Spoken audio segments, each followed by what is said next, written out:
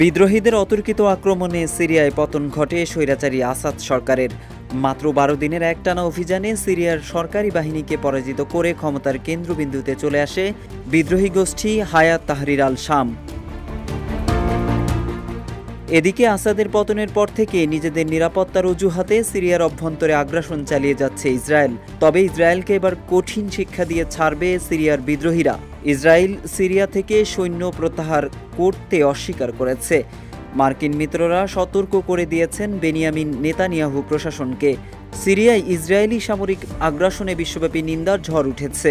যুক্তরাষ্ট্রের ঘনিষ্ঠ মিত্র ফ্রান্স ইসরায়েলকে সিরিয়ার ভূখণ্ড থেকে সেনা প্রত্যাহারের আহ্বান জানিয়েছে।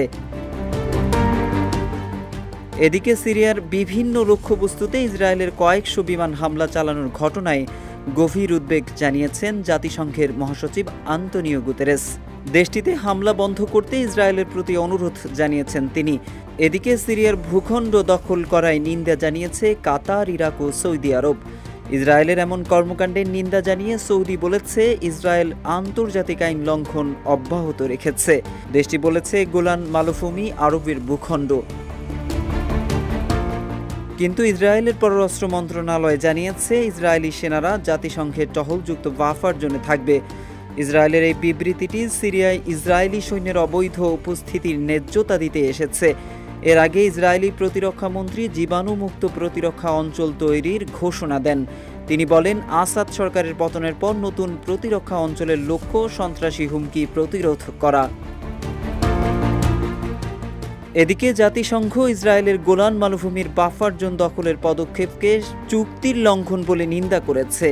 ফ্রান্স এবং জাতিসংঘ উভয়ই ইসরায়েলকে সিরিয়ার ভূখণ্ডের অখণ্ডতাকে সম্মান করার আহ্বান জানিয়েছে।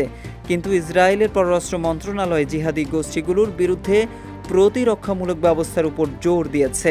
ইসরায়েলি নীতি নির্ধারকরা বলছেন জাতীয় নিরাপত্তার জন্য ইসরায়েলের পদক্ষেপ জরুরি। বিপরীতে সিরিয়ার বিদ্রোহী গোষ্ঠীর নেতা আবু মোহাম্মদ আল জোলানি সিরিয়ায় শান্তি ফেরানোর সংকল্প করেছেন এবং তার পথে আসা যে কোনো প্রকার শক্তির মোকাবিলা করার অঙ্গীকার করেছেন।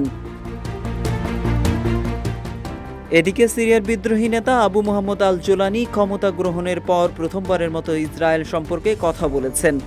আল জোলানি বলেন, সিরিয়ায় বিমান হামলা চালানোর জন্য ইসরায়েলের আর কোনো অজুহাত নেই এবং সাম্প্রতিক আইডিএফ সিরিয়ার মাটিতে হামলা লাল রেখা অতিক্রম করেছে এবং এই অঞ্চলে একটি অযৌক্তিক উত্তেজনা বৃদ্ধির হুমকি দিয়েছে।